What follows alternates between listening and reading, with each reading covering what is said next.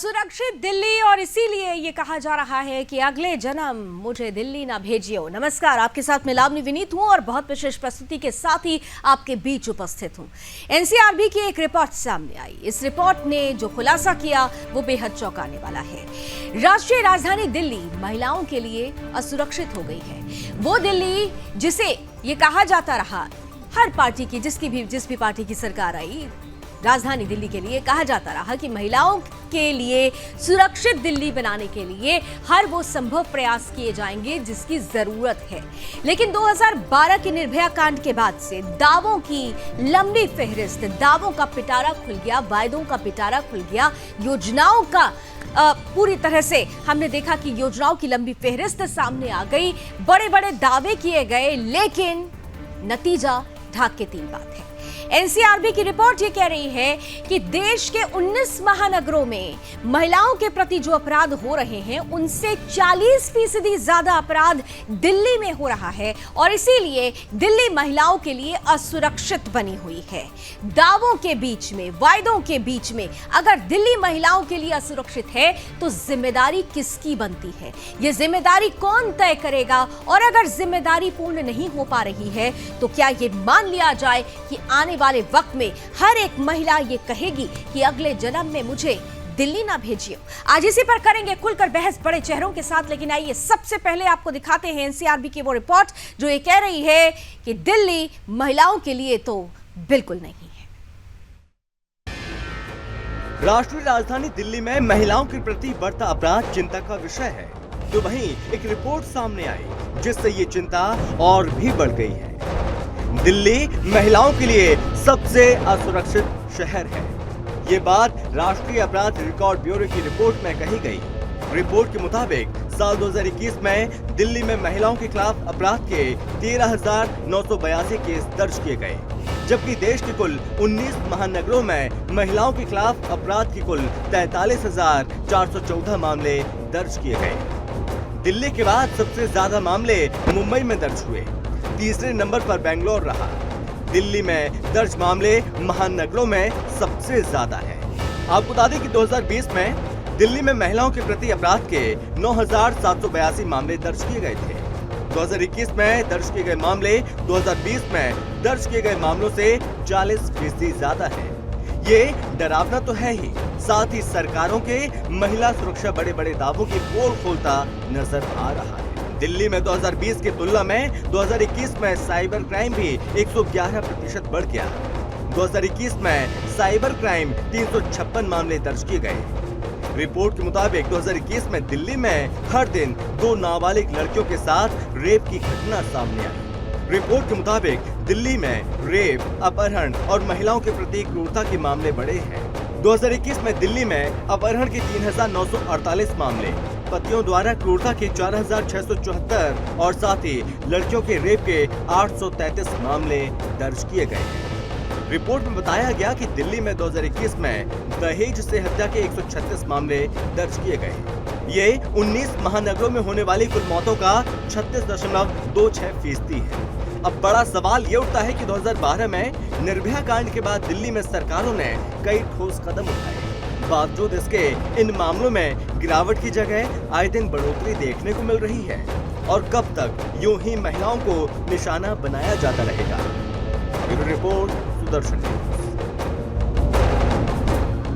तो सवाल यही है कि दावों और वायदों की फहरिस्त तो बहुत लंबी हो जाती है, आश्वासन भी दिया जाता है, लेकिन महिलाओं के प्रति होने वाले जो अपराध हैं, खासतौर से राष्ट्रीय राजधानी की जब हम बात कर रहे हैं, उसके ग्राफ में कमी क्यों नहीं आती है? ये निरंतर बढ़ता ही क्यों जा रहा है? हालांकि क्या जिस तरीके से जब बीच में चुनाव आते हैं तो चुनावी बयान में चुनावी वायदे भी सामने आते हैं। इस वक्त आपको हम वो बयान दिल्ली के मुख्यमंत्री अरविंद केजरीवाल का सुनाना चाहते हैं जो उन्होंने स्पष्ट रूप से महिला सुरक्षा को लेकर ध्यान में रखकर दिया था और महिलाओं से अपने लिए वोट की अपील की थी। पहला और प्राथमिक मुद्दा क्या रखा गया था? आइए जरा फ्लैशबैक में आपको लेकर चलते हैं। मैं आपकी सुरक्षा को लेकर भी बहुत चिंतित रहता हूँ। मैं चाहता हूँ कि आप सुरक्षित रहें और सुरक्षित महसूस भी करें। हम जगह जगह सीसीटीवी कैमरे लगवा रहे हैं और पता है जहाँ जहाँ सीसीटीवी कैमरे लगे हैं वहाँ अपराध में काफ़ी कमी आई है। क्योंकि अब अपराधियों को डर लगने लगा है कि वो पकड़े जाएंगे। पूरी दिल्ली में हर अंधेरे इलाके में स्ट्रीट लाइट्स लगवा रहा हूँ ताकि आप अंधेरे के वक्त सुरक्षित महसूस कर सकें। आप सुरक्षित रहें और सुरक्षित महसूस करें। कैसे सुरक्षित महसूस करें? और अगर सुरक्षा इतना बड़ा मुद्दा था तो फिर इस मुद्दे को लेकर संजीदगी और गंभीरता क्यों नहीं दिखाई गई? क्या चुनावी रेवड़ियों के रूप में ही महिला सुरक्षा को लिया जाता रहेगा? एनसीआरबी की ये रिपोर्ट जो सामने आई है, अगर वो राष्ट्रीय राजधानी महिलाओं के लिए असुरक्षित बताती है तो इसके लिए जिम्मेदार कौन है? आइए इसी सवाल के साथ आज की चर्चा की शुरुआत करते हैं। मेरे साथ स्क्रीन पर जरा लेकर आए आज के मेहमान हमारे साथ जुड़ चुके हैं। हमारे साथ भारतीय जनता पार्टी और आम आदमी पार्टी के अतिथि जुड़ चुके हैं। भारतीय जनता पार्टी से पक्ष रखने के लिए हमारे साथ जुड़ रही हैं विनीता हरिहरन जी, और साथ ही साथ आम आदमी पार्टी का पक्ष रखने के लिए हमारे साथ जुड़ रहे हैं पवन शर्मा जी, और जाने माने राजनीतिक विश्लेषक शैलेंद्र दुबे जी भी मैं स्क्रीन पर देख पा रही हूं। उन्हें भी आप तीनों का बहुत बहुत स्वागत। और मैं उम्मीद करती हूं कि इस मुद्दे को राजनीतिक दृष्टिकोण से तो देखा ही जाएगा, लेकिन सामाजिक दृष्टिकोण से भी देखा जाए, क्योंकि यहाँ पर उस आधी आबादी की बात हो रही है जिसके बिना भारत की संपूर्ण रूपरेखा को स्वीकार करना अधूरा माना जाता रहेगा। पवन जी, मैं आपके साथ शुरुआत करती हूँ, क्योंकि आपकी सरकार है दिल्ली में और इसीलिए आपकी जवाबदेही थोड़ा ज्यादा ही होगी, सवालों की फहरिस्त भी आपके लिए थोड़ी ज्यादा होगी। जिस तरीके के दावे किए गए अरविंद केजरीवाल जी की तरफ से, जिस तरीके की बातें आप लोगों ने कही, अगर इतनी गंभीरता और इतनी संजीदगी के साथ आप लोग दिल्ली में महिला सुरक्षा को ले रहे थे, तो फिर एनसीआरबी की रिपोर्ट में आज दिल्ली को महिलाओं के लिए क्यों असुरक्षित कहा जा रहा है? पवन जी। इस गंभीर मुद्दे पर सवाल उठना चाहिए, लाजमी, और सारे लोगों को मिलकर इस पर बात करनी चाहिए, आवाज उठानी चाहिए। जिस तरह से एनसीआरबी का रिपोर्ट आई बड़ी चिंताजनक है।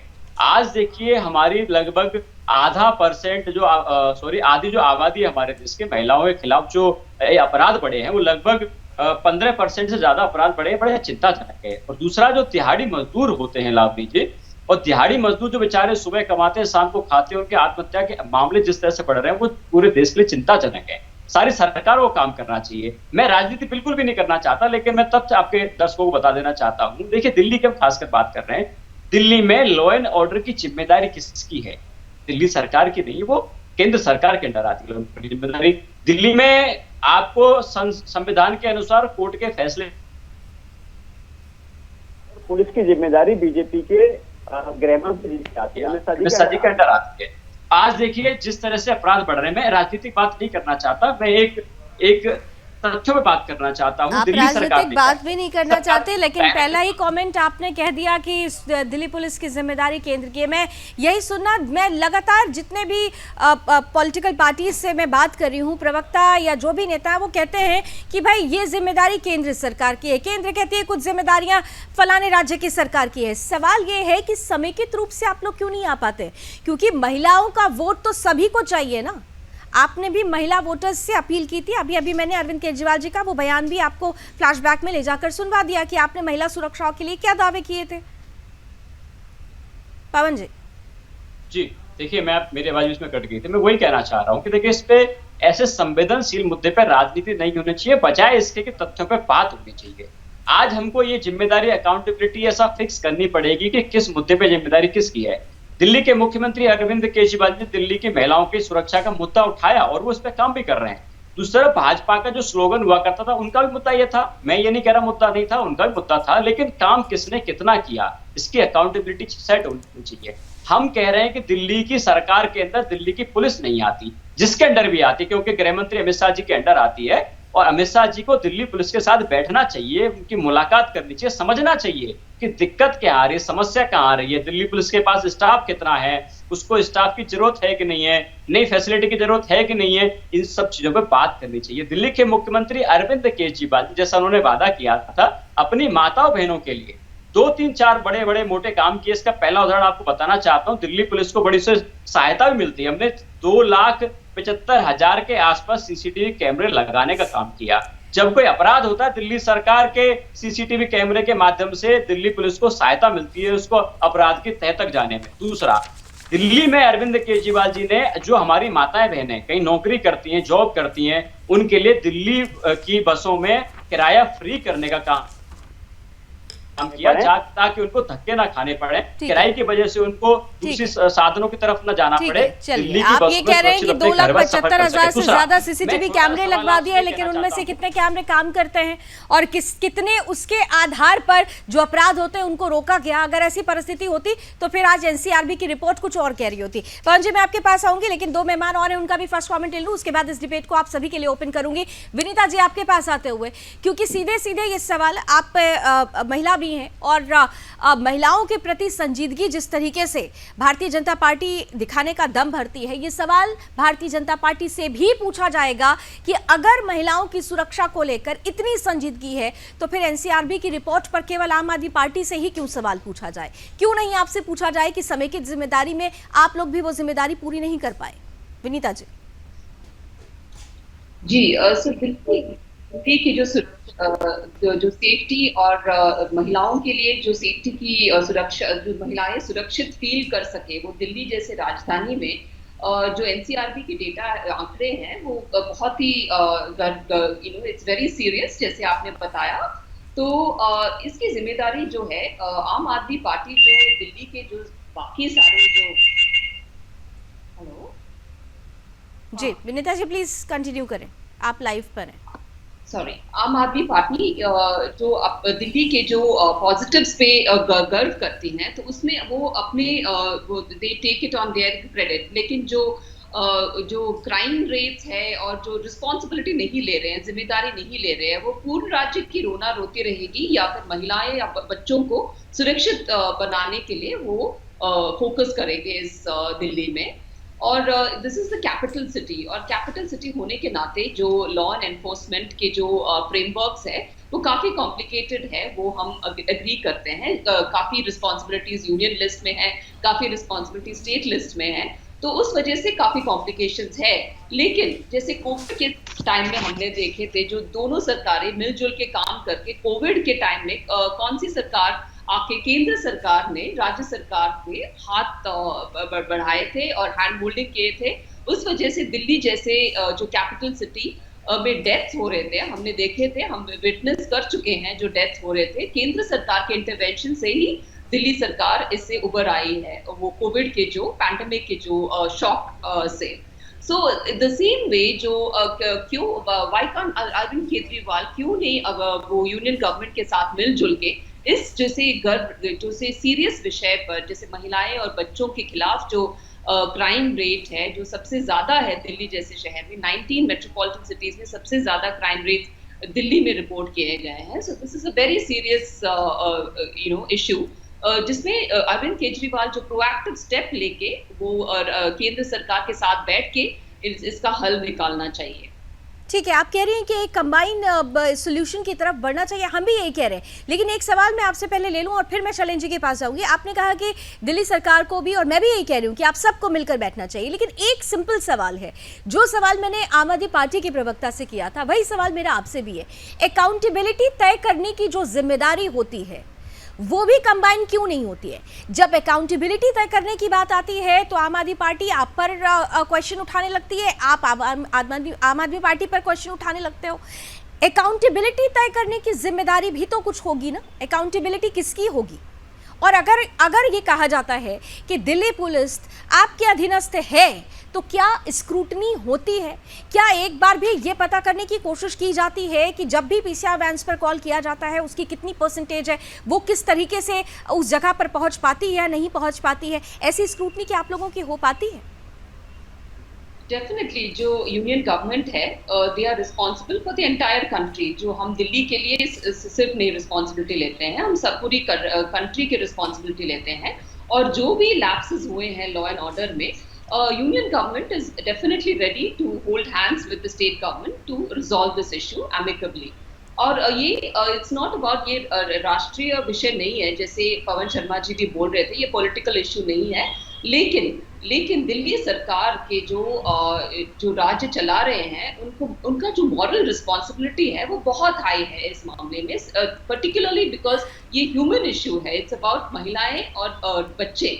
तो और बुजुर्ग के खिलाफ भी crime rates are very. Moral responsibility तो फिर सभी की हो जाती है। मॉरल, मैंने यही कहा ना कि अकाउंटेबिलिटी तय करने की बात होगी तो और मॉरल रिस्पॉन्सिबिलिटी की बात होगी तो सभी को एक साथ आना होगा। लेकिन आप दोनों की तरफ से आप लोगों ने पहले तो, शैलेंद्र जी, दोनों पॉलिटिकल पार्टीज की पॉलिटिकल बॉडीज हैं, दोनों ने ही पहले एक्सेप्ट किया कि हाँ कलेक्टिव इसमें एक अकाउंटेबिलिटी होती है, लेकिन फिर भी एक दूसरे पर सवाल जरूर खड़ा किया गया और यही वो सवाल है जिसकी वजह से दिल्ली महिलाओं के लिए असुरक्षित हो जा रही है। क्योंकि चुनावी मुद्दे तो हो जाते हैं महिला सुरक्षा के नाम पर, लेकिन दावों के बाद जब करने की बारी आती है तो देख लीजिए रिजल्ट आपके सामने।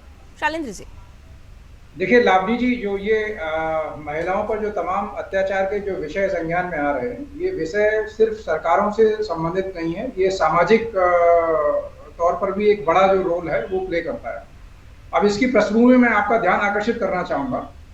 होना तो बेहतर कोऑर्डिनेशन चाहिए, लेकिन वो दिख नहीं रहा। जो है इसमें बिल्कुल जो है कोई किंतु परंतु नहीं है। जो कोऑर्डिनेशन अदर स्टेट के साथ में, जैसे फॉर एग्जांपल उड़ीसा एक स्टेट है, उड़ीसा एक राज्य है और उड़ीसा के मुख्यमंत्री को आपने बहुत कम देखा होगा कि वो सेंटर के साथ किसी तरह के कन्फ्रंटेशन में जा रहे हो, तो वहां पे भी सरकार चलती है। लेकिन दिल्ली एक पूर्ण राज्य न होने के बावजूद भी जिस तरह से जो बराबर केंद्र सरकार के साथ में लड़ाई झगड़ा देखा जाता है और जिम्मेदारी इधर की उधर डालने का प्रयास किया जाता है, ये बड़ा दुख है। अब मैं ध्यान आपका आकर्षित करना चाहता हूं कि जो 2020 और 21 2 वर्ष लगातार जो कोविड पैंडेमिक में जिस तरह से पूरी वैश्विक परिस्थिति प्रभावित रही, उसके तुरंत बाद दिल्ली सरकार के द्वारा जो दिल्ली में आबकारी नीति में जो बदलाव किया गया, सरकार की जिम्मेदारी ये थी कि आपको इक्वल डिस्ट्रीब्यूशन ऑफ वाटर पे जोर देना चाहिए था। आपने क्या किया, जो शराब एक लिकर एरिया जो ग्रे एरिया है उसमें काउंट होता है, तो आपने एस्टेब्लिशमेंट पर जोर दिया कि इक्वल डिस्ट्रीब्यूशन ऑफ लिकर, यानी सबको बराबर जो है हर जगह शराब, भौगोलिक स्थिति को अगर मैं ध्यान में रखें तो हर जगह शराब जो उपलब्ध हो जाए। कोई भी वैश्विक परिस्थिति में एक ऐसा कंट्री नहीं है जो कि ऐसा हो जहां पर पूरे समग्र तरीके से हर जगह ग्रे एरिया के पॉइंट्स अवेलेबल हों। जैसे फॉर एन एग्जांपल, चाहे वैश्यावृत्ति का हो या शराब को लेकर हो, आप थाईलैंड का एग्जांपल देता हूं, कुछ ही एक पर्टिकुलर एरिया है वहां पे वैश्यावृत्ति के लिए वो केंद्र है। ऐसा आपने कहीं किसी देश में नहीं देखा होगा। तो मैं तो बड़ा हैरान था कि जिस समय ये आबकारी नीति जो बनाई गई कि नहीं हर जगह आपको शराब उपलब्ध होगी। शालीन जी, हम महिला सुरक्षा पर बात कर लें, क्योंकि हम आबकारी नीति पर महिला सुरक्षा पर बात कर लें आज। हाँ, मैं आ रहा हूँ। देखिए, महिला सुरक्षा का सीधा संबंध, क्योंकि राजनीतिक पार्टियों के लिए आबकारी नीति महत्वपूर्ण हो सकती है, लेकिन मेरे लिए महिला सुरक्षा की नीति सबसे इस वक्त महत्वपूर्ण है। मेरा कहना यह है कि महिला सुरक्षा जो है जरूर उसका सीधा संबंध जो इससे है, क्योंकि आपने ऐसा कहीं नहीं देखा कि लोग जो शराब पीकर और मंदिर में जाके जो भजन करते दिखाई दें, मस्जिद में जाके जो है इबादत करते दिखाई दें, जो कहीं नहीं देखा आपने। तो जब आप उस चीज को, ग्रे एरिया को इतना प्रमोट करेंगे तो जाहिर सी बात है जो सामाजिक तौर पर जो बुराई है वो उस तरह से मतलब सामने आएगी, वही दिख रहा है। अब सवाल ये आता है कि जो कोऑर्डिनेशन का, तो कोऑर्डिनेशन तो वो है नहीं, मतलब चाहे वो स्टेट गवर्नमेंट के साथ तो जो सेंट्रल गवर्नमेंट का वो नहीं दिख रहा। जो चिंता का तो विषय है, लेकिन आपको मूल में जो करेक्शन है वो करेक्टिव मेजर्स लेने की आवश्यकता है। मूल कनेक्शन की बात कर रहे हैं पवन जी, शैलेंद्र जी का जवाब देना चाह रहे हैं, काउंटर करना चाह रहे हैं। नहीं, काउंटर नहीं। देखिए लावनी जी, जिस तरह से महिला सुरक्षा को लेके आपके मन में संशय जो है वो पीड़ा मेरे मन में भी, आप मेरी बड़ी बहन होने के नाते मैं वो समझ सकता हूँ। आज देखिए ये मसला जो है सारी सरकारों का है, लेकिन इसमें एक बीच में लाइन ड्रॉ जो है, हालांकि मैं उस पर नहीं जाना चाह रहा था, हमको अकाउंटेबिलिटी फिक्स करने की जरूरत है। एक ऐसी अकाउंटेबिलिटी की जिम्मेदारी किसकी क्या है। आज देखिए मैं चीज थोड़ी सी साफ कर देना चाहता हूँ, दिल्ली में लॉ एंड ऑर्डर जो कि पुलिस उसके अंडर आती है वो गृह मंत्रालय के अंडर आती है, और गृह मंत्रालय सीधे सीधे अमित शाह जी का है। तो आज अकाउंटेबिलिटी पुलिस की अरविंद केजरीवाल जी की नहीं है, अकाउंटेबिलिटी पुलिस की अमित शाह जी को है। अरविंद केजरीवाल जी एक सिपाही का ट्रांसफर नहीं कर सकते। अरविंद केजरीवाल जी एक सिपाही से पूछ नहीं सकते कि यहाँ अपराध हुआ तो उसकी क्या वजह रही, तुमने क्या एक्शन लिया, लेकिन अमित शाह जी पूछ सकते हैं। लेकिन आज तथ्य लावनी जी ये है कि अमित शाह जी पूरे देश में आज सारे काम कर रहे हैं, भाजपा के सारे काम करते हैं, लेकिन दिल्ली पुलिस के साथ बैठ के ये उस पर आपके सवाल का जवाब मैं विनीता जी से लूंगी, लेकिन मेरा सवाल इसमें एक ऐड ऑन कर देती हूँ कि ठीक है, आप कह रहे हैं कि रिस्पॉन्सिबिलिटी उनकी है, रिस्पॉन्सिबिलिटी भारतीय जनता पार्टी की है, लेकिन दावे तो आप लोगों ने किए थे ना। सीसीटीवी का आपने भी एग्जाम्पल दिया, मैंने भी वो बयान सुना दिया जो अरविंद केजरीवाल जी ने दिया था। 2,75,000 से ज्यादा आप लोग सीसीटीवी की बात कर रहे हैं, कितने सीसीटीवी काम कर रहे हैं, आपने कभी स्क्रूटनी की? आप मुझे बता सकते हैं कि कितने सीसीटीवी वर्किंग ऑर्डर में? बसेस में आपने कहा था कि खास तौर से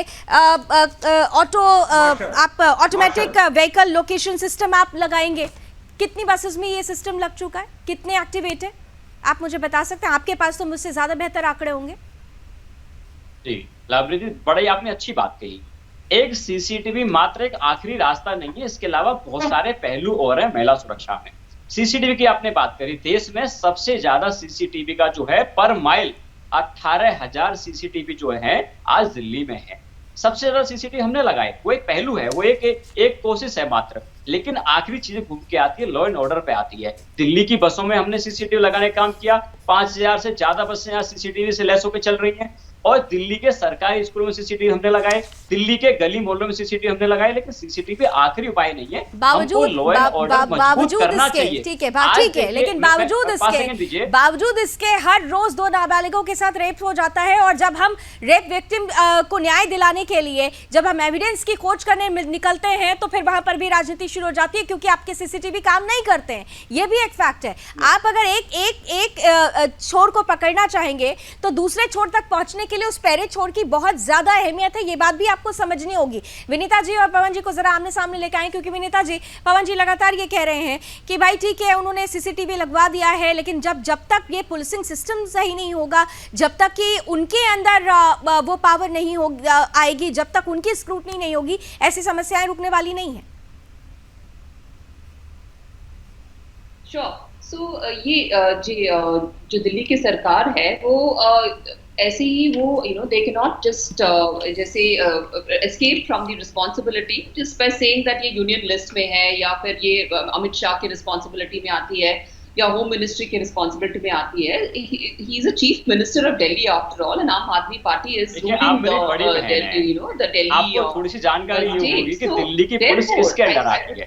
दिल्ली में लॉ एंड ऑर्डर सीधे अमित शाह जी के अंडर आता है। वो तथ्य में बात करनी चाहिए। आपके मन में जो पीड़ा है वो मेरे मन में भी पीड़ा है। महिला सुरक्षा को लेके हमको कम से कम तथ्यों में बात करनी चाहिए।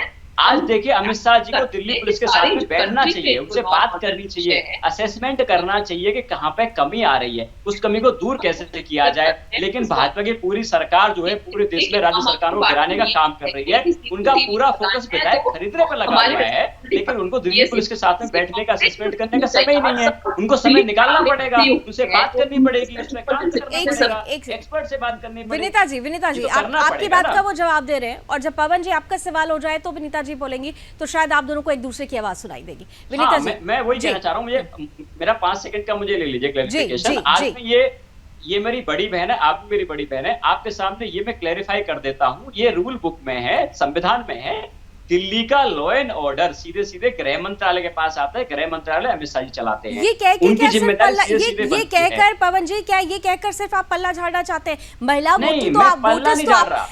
वोटर्स को सबसे ज्यादा तरजीह आप देते हैं ना। महिला वोटर्स आपके लिए इंपॉर्टेंट है या नहीं है? महिला सुरक्षा आपने अपनी फहरिस्त में नंबर 1 पर रखा था। भारतीय जनता पार्टी की सरकार केंद्र में है, वो क्या कर रही है क्या नहीं कर रही है, मैं उनसे भी सवाल कर रही हूं। लेकिन मेरा आपसे बार-बार, मैंने पहले भी कहा था, आपसे सवाल इसलिए ज्यादा पूछा जाएगा क्योंकि सबसे ज्यादा दम आपने भरा था, सबसे ज्यादा एडवर्टीजमेंट आम आदमी पार्टी की तरफ से महिला सुरक्षा को लेकर दिए गए थे। सबसे ज्यादा सीसीटीवी फुटेज को लेकर हर रोज अगर न्यूज़पेपर खोल के देखते थे तो वैसे एड्स दिखाई देते थे कि महिला सुरक्षित है, महिला सुरक्षित है। तो फिर मैं ये कैसे मानूं कि ये जो रिपोर्ट आज सामने आई है ये क्यों हो रहा है? 2020 की तुलना में 2021 में 40% का इजाफा है सर।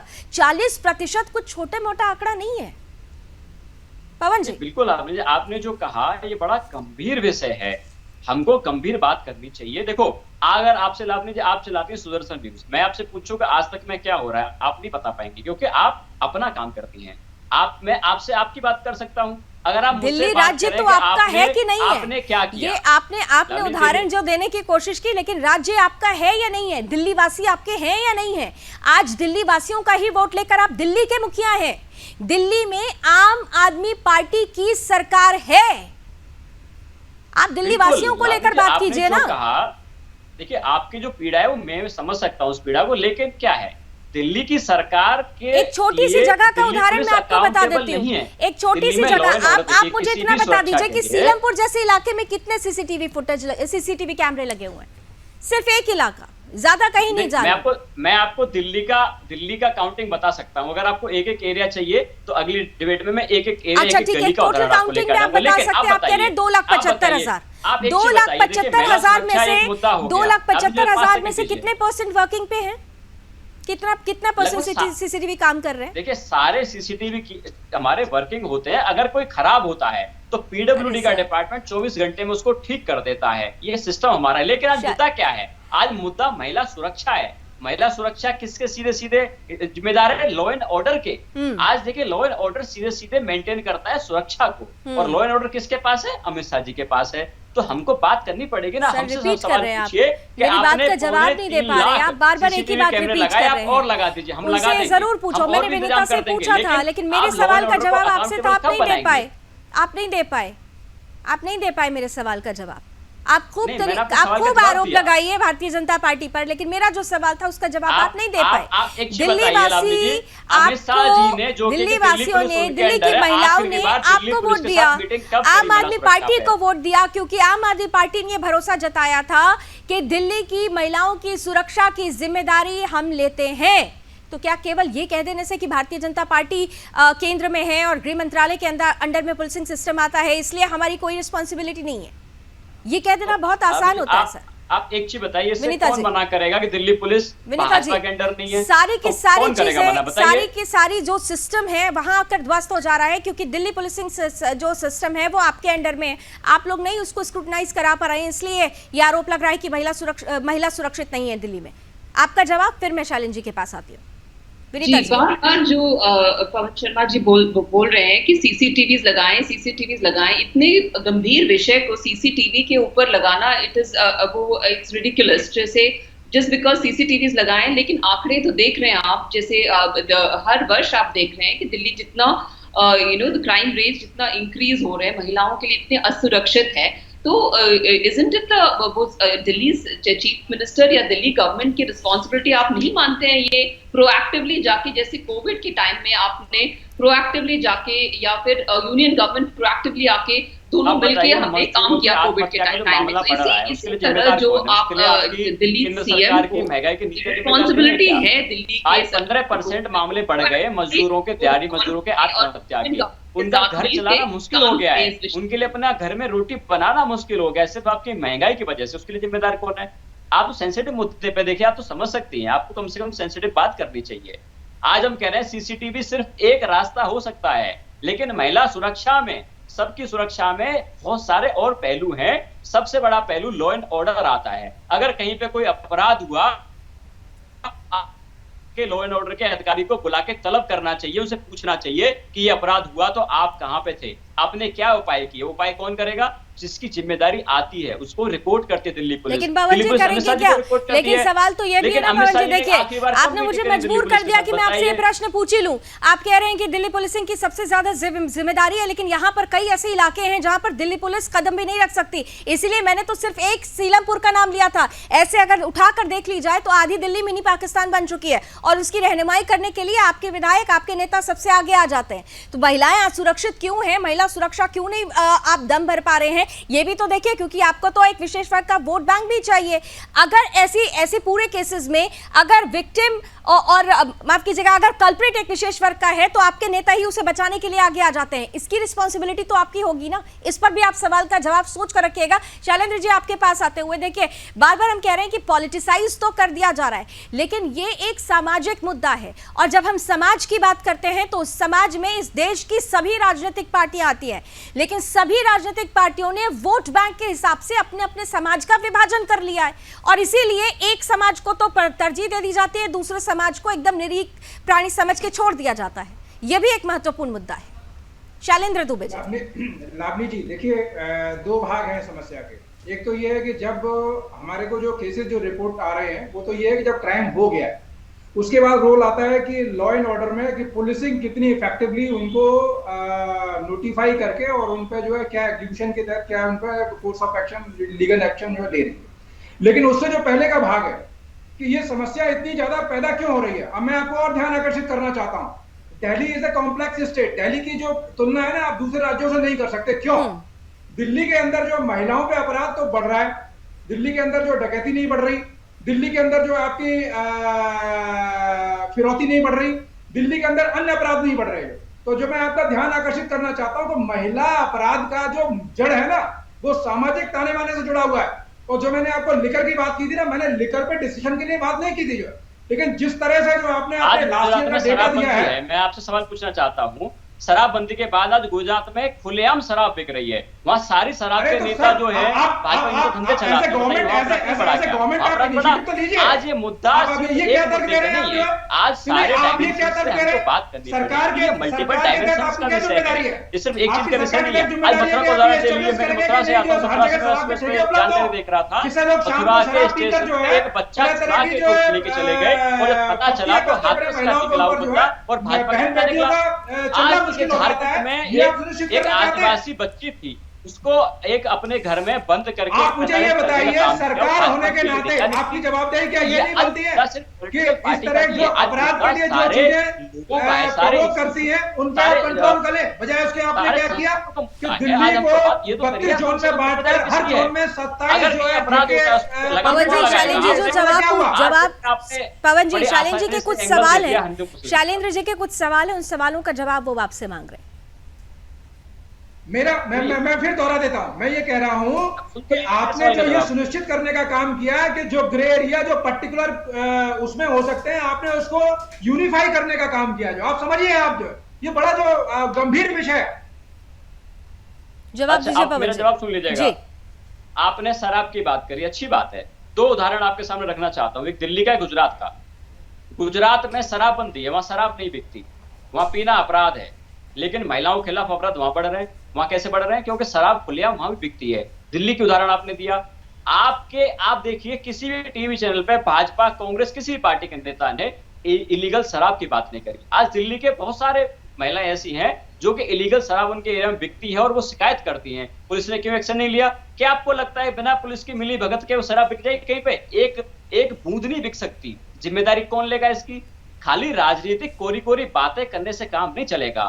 ये सेंसिटिव विषय है, इस पे सेंसिटिविटी से बात करनी पड़ेगी, इस पे अकाउंटेबिलिटी फिक्स करनी पड़ेगी, किसकी जिम्मेदारी है, कौन उसको काम पूरा नहीं कर रहा है। क्योंकि अगली बार एक जिम्मेदारी फिक्स हो गई तो अगली बार सवाल उससे पूछ पाएंगे कि भाई आपकी जिम्मेदारी थी, आपने क्यों नहीं किया। आप बताइए शैलेंद्र भाई, आप बताइए। देखिए, कोई दिल्ली पुलिस अगर आपके अंडर आती है, आप उसको कमांड करते हैं, आप अपराध पे अंकुश लगाना चाहते हैं, लेकिन लोग अगर आपसे सवाल ना पूछ के, लेकिन यहाँ पर मैं मेरा सवाल फिर से वही रखूंगी। मैं फिर से पवन जी मैं फिर से सवाल आपसे पूछूंगी। भारतीय जनता पार्टी से भी हमने बार बार ये सवाल पूछा है और आपसे फिर पूछ रहे हैं कि दिल्ली पुलिस कई ऐसे इलाके हैं जहां पर जा नहीं सकती है, क्योंकि वहां तो उनको पत्थर मिलते हैं, और जब अगर वो जाती भी है और उन लोगों के खिलाफ एक्शन लेती है तो उन्हें बचाने के लिए तो आपके विधायक, आपके नेता सामने आ जाते हैं। इस पर भी तो कुछ बोल दीजिए। इस पे आपत्ति है कि देखिए कैसे हमको सेंसिटिव मुद्दे पे बात करते करते हिंदू मुस्लिम का एंगल तुरंत दे दिया। अपराधी होता है, ये इसलिए देना पड़ा, ऐसा इसलिए कहना पड़ा क्योंकि दिल्ली की डेमोग्राफी बदल चुकी है। ऐसा इसलिए कहना पड़ा क्योंकि 100 में से 70% मामलों में ये देखा गया है कि जो कल्प्रिट हैं, जो दोषी हैं, जो एक विशेष वर्ग से आते हैं, और उनका समर्थन करने के लिए तमाम कुछ सेलेक्टिव जो पॉलिटिकल पार्टीज हैं वो आती है सामने। विनीता जी, कोई नहीं आता। ऐसा एक उदाहरण विनीता जी जल्दी से काउंटर करिए। को बचाने के लिए हम आगे आए। वो भाजपा में ऐसा होता है कि बलात्कार करके आते हैं, जैसे छूट के आते हैं। की सरकार को वो चला क्यों रहे हैं? अगर सब कुछ वो आप यूनियन गवर्नमेंट के ऊपर ही डालना चाह रहे हो तो फिर आप you give up the responsibility of governing Delhi itself. छोटे बड़े के नहीं है, वो भी शेयर कीजिए। तो अपराधी हो रहे दिल्ली में, तो वो भी यूनियन गवर्नमेंट के रोल चाहिए। एक सेकंड विनीता जी कुछ कह रही। विनीता जी प्लीज, ठीक है विनीता जी, ठहराना चाहिए। विनीता जी, आप अगर सब कुछ यूनियन गवर्नमेंट के ऊपर डालना चाह रहे हैं तो फिर आप ये सरकार को चलाइए ही मत ना, तो फिर पूरे यूनियन गवर्नमेंट को ही दीजिए। तो फिर अरविंद केजरीवाल की कंट्रीब्यूशन क्या है दिल्ली में? अगर आप सब कुछ आप you want to share everything with union government, तो फिर what is the role of the state government in this? तो आप वो भी तो बताइए। तो जो कॉम्प्लेक्स फ्रेमवर्क है दिल्ली के, जो स्टेट और सेंट्रल की जो फ्रेमवर्क है वो कॉम्प्लेक्स है, वो you have to accept that. जो आपने दिल्ली जो आप दिल्ली स्टेट चला रहे हो, आपको पता है कि फ्रेमवर्क इतनी कॉम्प्लिकेटेड है, लेकिन इसके बावजूद कॉन्स्टिट्यूशनल लॉज के ऊपर जो है मॉरल रिस्पॉन्सिबिलिटी जो है वो दिल्ली चीफ मिनिस्टर के ऊपर है। और अगर उनकी लेम डक सरकार है तो फिर ये व्हाट इज द पॉइंट? तो आप कहना क्या चाह रहे हो? एक विषय पास कर रहा है, दिल्ली पुलिस आम आदमी पार्टी सरकार के अंडर आ जाएगी, तब आप हमसे सवाल पूछेगा, मैं यहीं पे आके आपको जवाब दूंगा कि अंकुश हमने कैसे लगाया। नहीं तो क्या जब तक दिल्ली पुलिस आपके अंडर नहीं आएगी, नहीं पवन जी, तो क्या जब तक दिल्ली पुलिस आपके अंडर नहीं आएगी तो ये मान लिया जाए फिर आपको कोई अधिकार नहीं है कि दिल्ली में महिला वोटर्स से आप वोट मांगने के लिए बाहर निकलिए? फिर तो आपको कोई अधिकार नहीं है। अगर आप सिर्फ ये कहते हैं कि सारी की सारी जिम्मेदारी अगर भारतीय जनता पार्टी की है, केंद्र सरकार की है, तो फिर तो दिल्ली की महिलाओं से वोट मांगने का आपको अधिकार ही नहीं है। नहीं, आपने कहा पुलिस की जिम्मेदारी, तो आप बताइए। नहीं, आपने कहा ना कि पुलिसिंग हमारे अंडर जब आ जाएगी तब देखिएगा। केजरीवाल जी सुबह सम्मन कर सकते हैं? नहीं कर सकते। दिल्ली के कांस्टेबल को भी अरविंद केजरीवाल जी सम्मन नहीं कर सकते क्योंकि उनके अंडर नहीं आता। विनीता जी, जिसके अंडर ये भी एक महत्वपूर्ण पॉइंट है कि कई बार ऐसा होता है कि जो लोग रिस्पॉन्सिबल हैं, अगर रिस्पॉन्सिबल लोगों के अगेंस्ट दिल्ली गवर्नमेंट कुछ करना चाहती है तो फिर वहां पर जो दिल्ली का कॉम्प्लिकेशन है वो सामने आ जाता है। वहां पे क्यों नहीं एकजुटता दिख पाती है? वहां पर कंपैटिबिलिटी क्यों नहीं हो पाती है? विनीता जी। नहीं, I would still maintain the stand कि जो लीडरशिप कोऑर्डिनेशन जो लीडरशिप लेनी चाहिए वो दिल्ली सरकार ही लेनी चाहिए। कोऑर्डिनेशन की जो लीडरशिप है वो दिल्ली सरकार लेनी चाहिए। जो फ्रेमवर्क है, कॉन्स्टिट्यूशनल फ्रेमवर्क है, हम समझ सकते हैं कि यूनियन गवर्नमेंट में काफी सारे सब्जेक्ट्स हैं और स्टेट गवर्नमेंट के लिस्ट में काफी सारे सब्जेक्ट्स हैं, स्पेशली दिल्ली जैसे स्टेट में काफी सारे कॉम्प्लिकेशंस है, जो गवर्नेंस कॉम्प्लिकेशंस है। लेकिन जब आप दिल्ली के लिए आप चुनाव लड़ रहे हो तो आपको पता है कि दिल्ली की फ्रेमवर्क इतनी कॉम्प्लिकेटेड है, सो आपको इसके ऊपर उठ के आपको लीडरशिप की कोऑर्डिनेशन की लीडरशिप लेनी चाहिए आपको। जैसे आपने कोविड के टाइम में हम दोनों यूनियन गवर्नमेंट ने आपको काफी सारा सपोर्ट दिए थे, तो आप एक्सेप्ट करते हो कि यूनियन गवर्नमेंट। बड़ा महत्वपूर्ण सवाल मैं आपसे पूछना चाहती हूँ, समय धीरे धीरे खत्म हो रहा है लेकिन ये सवाल बड़ा महत्वपूर्ण है। जब निर्भया केस हुआ था 2012 में तो इसके बाद बढ़ चढ़कर सभी पॉलिटिकल पार्टीज ने कहा था कि अब महिला सुरक्षा को ध्यान में रखेंगे और निर्भया फंड को भी बनाया गया था। निर्भया फंड से क्या सेंट्रल गवर्नमेंट सिर्फ फंड रिलीज कर देना ही सेंट्रल गवर्नमेंट की रिस्पॉन्सिबिलिटी है, या सेंट्रल गवर्नमेंट की ये भी रिस्पॉन्सिबिलिटी है कि वो कम से कम इस पर एक एनुअल मीटिंग करें, स्टेट के साथ बैठकर ये जानने की कोशिश करें कि भाई कितना खर्च हुआ, किस मद में खर्च हुआ, कहाँ क्यों नहीं हो पा रहा है, और अगर कोई प्रॉब्लम है तो आइए मिलकर काम करते हैं। यहाँ तो फंड आप लोग दे देते हैं, उसके बाद ये पूछते भी नहीं हैं कि इसका हो क्या रहा है, क्या इसमें कोई कोऑर्डिनेशन है, और अगर कोऑर्डिनेशन कमेटी बनी भी तो क्या उसने इस चीज को स्क्रूटिनाइज किया? विनीता जी, सेंट्रल प्रोग्राम्स के जो अंदर आते हैं सारे कोऑर्डिनेशन तो होती रहती है, वो सारे सेंट्रल गवर्नमेंट प्रोग्राम्स जो है जो गवर्नमेंट ऑफ इंडिया चलाती है उसकी जो एडमिनिस्ट्रेटिव बीते दो सालों में कितनी मीटिंग्स हुई हैं? बीते 2 सालों की ही बात कर लेती हूँ, ज्यादा दूर नहीं जाती हूँ। बीते 2 सालों में कितनी मीटिंग्स हुई? वो तो रेगुलरली होती रहती है, वो तो सेंट्रल गवर्नमेंट के एडमिनिस्ट्रेशन के आप भी अपने दिल पर हाथ रख के आप भी जानती हैं कि कितने सीरियसली से लिया गया। अगर सीरियसली लिया गया होता तो डेफिनेटली आज जिस बात पर हम चर्चा कर रहे हैं उसकी इंटेंसिटी थोड़ी सी कम होती। शैलेंद्र जी, लास्ट कमेंट आपका, और बहुत महत्वपूर्ण कमेंट होगा आपका। देखिए लावनी जी, बिल्कुल ये विषय ऐसा है, इस पर अब बिल्कुल जो है लाग लपेट करने की आवश्यकता नहीं है, क्योंकि कहीं ना कहीं जो महिलाओं पे अत्याचार होता है ना उससे पूरा परिवार प्रभावित होता है। सिर्फ वो महिला प्रभावित नहीं होती है, परिवार के जितने भी सदस्य जुड़े हुए हैं, इवन जो नई जनरेशन में हमारे बच्चे हैं उन पर भी मानसिक बहुत असर पड़ता है। तो इस पर केंद्र सरकार को, जैसे अन्य विषयों को उन्होंने बहुत ही लीडिंग उसमें लिया है, मैं तो ये गुजारिश करना चाहूंगा कि सेंट्रल गवर्नमेंट को बेहतर कम्युनिकेशन और करेक्टिव मेजर्स के साथ में, जो गवर्नमेंट्स नहीं आपको साथ कर रही है तो उनको आप उजागर करते हुए वहां पर अगर आपको और जो कायदे कानून अपनाने आप अपनाइए, बट आप कानून में परिवर्तन करना है। और इवन जो सबसे बड़ी विडंबना में सुझाव ये सुझाव कई नेशनल टेलीविजन पर देता रहा हूं कि आप उसको जो है सही तरीके से डिफाइन भी करिए कि जैसे फॉर एग्जांपल गैंग रेप है, गैंग रेप में आप उसको टाइमलाइन निश्चित करिए, 1 महीने के अंदर फांसी पे लटकाना है उसको, नहीं उसको अपील की वो देनी है। कानून में आमूल-चूल परिवर्तन की आवश्यकता है। तो जब इस तरह के सजा सामने आएगी तब इन अपराधियों के मंसूबे ढीले होंगे। बिल्कुल, और सजा भी सख्त होनी चाहिए, कोऑर्डिनेशन भी होना चाहिए और फिर शायद जिस तरीके की बातें अब सामने आ रही है, जो रिपोर्ट कह रही है कि दिल्ली महिलाओं के लिए सुरक्षित नहीं है, हम ये उम्मीद करते हैं कि आने वाले वक्त में आज जो बातें हुई हैं इसको संजीदगी से देखते हुए तमाम पॉलिटिकल पार्टीज, वो चाहे स्टेट गवर्नमेंट की हो या फिर सेंट्रल गवर्नमेंट हो,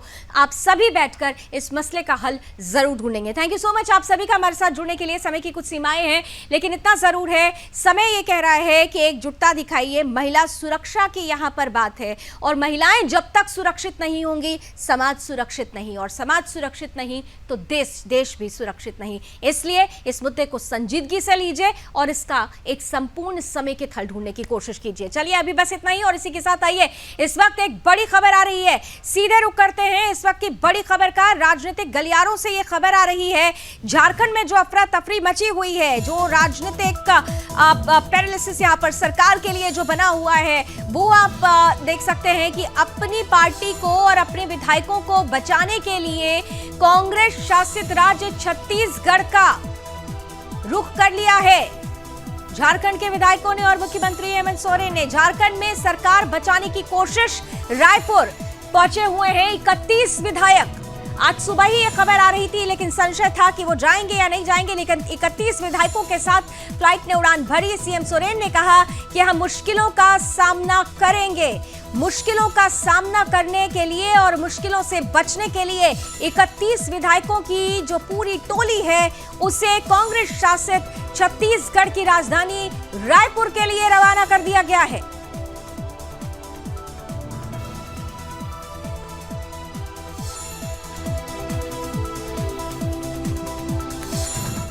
और चलिए इसी के साथ अभी बस इतना ही, लेकिन देश और दुनिया की तमाम खबरों के लिए आप जुड़े रहिए सुदर्शन न्यूज के साथ। जय हिंद।